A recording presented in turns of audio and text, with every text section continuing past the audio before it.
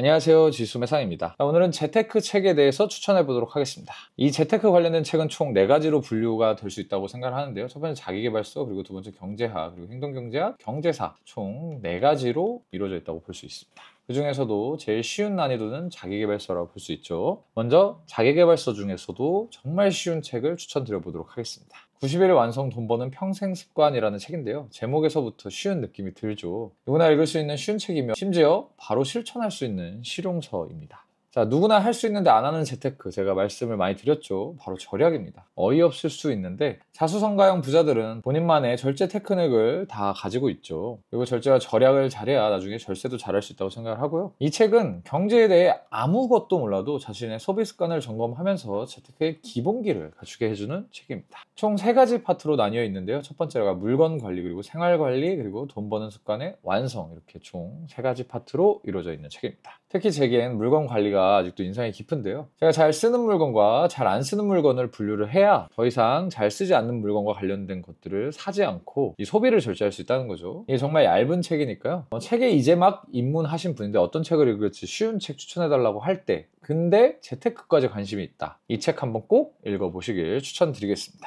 자, 두 번째로는 부의 추월차선, 그리고 부자아빠 가난아빠라는 책입니다. 워낙 유명한 책이기에 언급을 드리는데요. 간혹 이것을 성경처럼 취급하시는 분들이 있어요. 근데 그러면 안 된다고 생각을 하고요. 이 2가지 책에서 얻어야 할 것은 마음가짐이라고 생각을 해요. 여러분들이 직장인으로서 장점과 한계를 정확히 인식하는 게 중요하고, 내가 원하는 게 뭔가 이것을 아는 게 중요하잖아요. 그렇게 해서 원하는 것이 직장인으로서 얻을 수 없는 것이라면 당연히 새로운 마음가짐을 장착하고 새로운 행동을 해야 한다고 생각을 합니다. 여러분들이 부자가 되고 싶다면 당연히 부자들이 가진 마음을 갖고 부자들이 하는 행동을 반복해서 해야 부자가 될 수 있겠죠. 그것을 이제 부의 추월차선이라는 책에서는 추월차선으로 비유를 한 것이고, 이게 완전히 틀린 말은 아니죠. 하지만 삶의 방식이 반드시 부자와 이어져야 되는 건 아니거든요. 평균 월급으로도 행복한 인생을 누리는 사람들이 많습니다. 우리 주변에는. 그런 사람에게 이런 방식을 강요해선 안 되겠죠. 하지만 본인이 진짜 원하는 게 부유한 삶이라면 이런 책들을 읽어보고 내가 부자들과 어떻게 다르게 생각을 하는지 그것을 파악해 볼 필요가 있다고 생각합니다.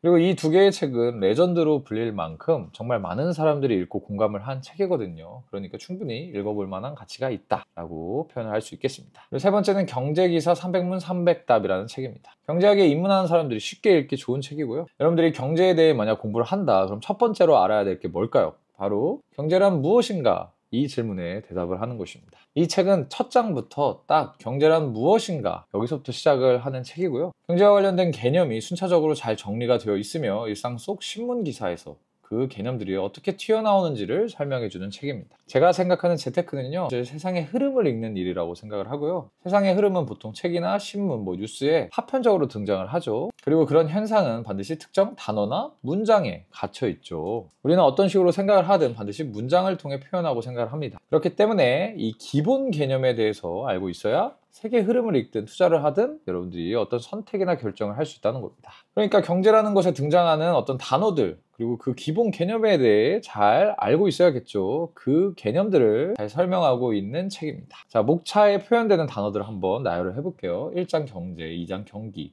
3장 물가, 4장 금융, 5장 증권, 6장 외환, 7장 국제수지와 무역, 그리고 8장 경제지표. 딱 봐도 경제 개념과 관련된 그 목차들이 나열이 되어 있죠. 그렇기 때문에 이 책이 좀 두꺼운데도 불구하고 반드시 읽으시라고 권하고 싶어요. 경제에 관련된 기본 개념을 알 수 있는 좋은 책입니다. 4번째는 경제학적 상상력이라는 책입니다. 이 책이 절판된 책이라서 너무 아쉬운데요. 중고가가 42,000원, 46,000원을 형성되어 있는데 솔직히 저는 5만원에 사도 아깝지 않은 책이라고 생각을 합니다. 경제학적으로 사고하는 게 어떤 의미인지 잘 표현이 된 책이고요. 책의 첫 시작에 경제학적 사고란 무엇인가? 라는 것에 대한 예시가 나오는데 조선시대 이야기예요. 정조 때 연암 박지원 선생님의 상소 이야기가 나옵니다. 이 정조 때 기근이 심각하여서 쌀값이 폭등하는 사태가 벌어집니다. 당연히 왕은 화가 났고 이런 힘든 시기에 폭리를 취하는 장사치를 모두 죽여라 라고 명했다고 합니다. 하지만 이 이야기를 듣고 박지원은 상소를 하나 올리는데 장사치를 죽여선 안 된다는 것입니다. 이유가 뭐였을까요? 한양 쌀값이 폭등을 해서 전국의 상인들이 개꿀하면서 다 한양으로 올라오고 있는 중인 거예요. 근데 이런 상태에서 장사치를 다 죽인다고 하면, 아니 올라오던 상인들이 무서워서 도망을 간다는 것입니다. 국가 입장에서는 쌀값의 조정보다 일단 쌀을 구해서 굶어 죽는 백성들을 살리는 게 더 중요하죠. 그러니 장사치를 죽여서는 안 된다고 상소를 올린 것입니다. 그리고 이 시장 가격이라는 거는 그저 수요 공급에 의해 결정된 것일 뿐이죠. 여기에 장사치의 욕심이라는 어떤 인간적인 감정을 갖다 대선 안 된다는 것입니다. 실학자인 만큼 실제로 중요한 게 무엇인지 파악을 한 것이고, 이것이 경제학적 사고라고 볼 수 있는 거죠. 우리 인간은 감정적인 동물이죠. 그래서 주식 가격이 상승하면 사고, 떨어지면 파는 짓을 반복을 합니다. 당연한 거지만 합리적인 사고 하에서는 물건을 세일할 때 사고, 그러니까 가격이 떨어질 때 사고, 비싸질 때 팔아야 되는 것인데, 주식에서는 이것을 반대로 하고 있는 거죠. 이처럼 감정에 좌지우지되며 이런 합리적인 사고를 할 수가 없는 동물입니다. 그래서 합리적인 결정을 하기 위해선 반드시 지식의 힘이 필요하고, 그 출발점이 경제학적 사고라고 볼 수 있는 거죠. 자, 그리고 다섯 번째는 경제사입니다.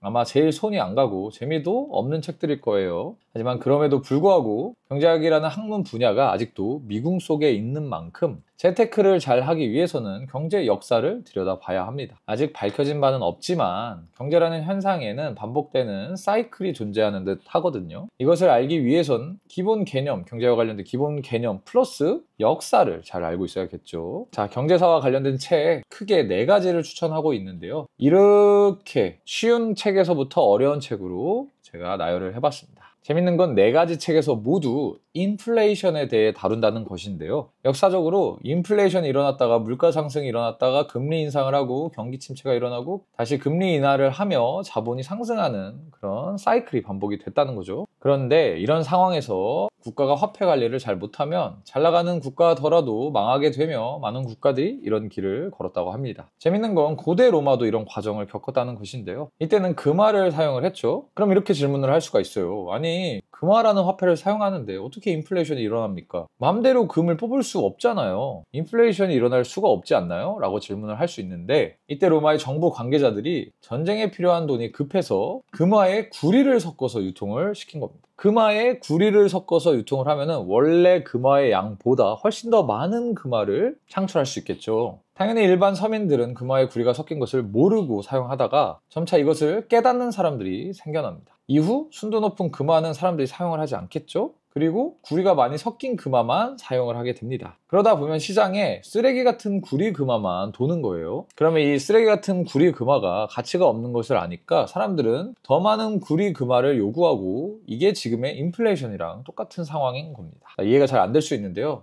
예시를 들면은 원래 말 한 필에 금화 1개면 충분했어요. 그런데 구리가 90%가 섞여 있어요. 그러니까 10분의 1만 금이 들어가 있는 겁니다. 그러면은 이거를 10개 받아야 1개가 되겠죠. 원래 금화 하나면 되는데 금화 10개를 받아야 되는 거니까 인플레이션이랑 똑같은 상황이라 볼 수 있겠죠. 원래 1,000원으로 살 수 있던 김밥을 이제 4,000원에 살 수 있게 된 지금의 상황과 똑같은 겁니다. 그리고 이런 상황을 악화, 나쁜 화폐라는 뜻이죠. 양화, 좋은 화폐라는 뜻입니다. 아까 쓰레기 같은 구리 금화는 시장에 많이 돌고 순도 100%의 금화는 사람들이 쓰지 않고 가지고 있다 했잖아요. 이래서 이것을 그레샴의 법칙이라고 해요. 악화가 양화를 구축한다고, 그래서 나쁜 화폐가 좋은 화폐를 시장에서 몰아낸다, 구축한다, 쫓아낸다라는 뜻이거든요. 이것을 경제학에서 그레샴의 법칙이라 하고, 어떻게 보면 이런 현상이 인플레이션이라 할 수 있고요. 고대 로마 시절에 일어났던 일이 여전히 지금도 일어나고 있는 모습을 우리는 관찰할 수 있습니다. 이렇기 때문에 경제사도 충분히 많이 읽어봐야 우리가 재테크를 잘할 수 있는 길이라고 생각을 하고요. 자, 오늘은 재테크 그리고 경제와 관련된 여러 책들에 대해서 한번 소개를 드려봤고요.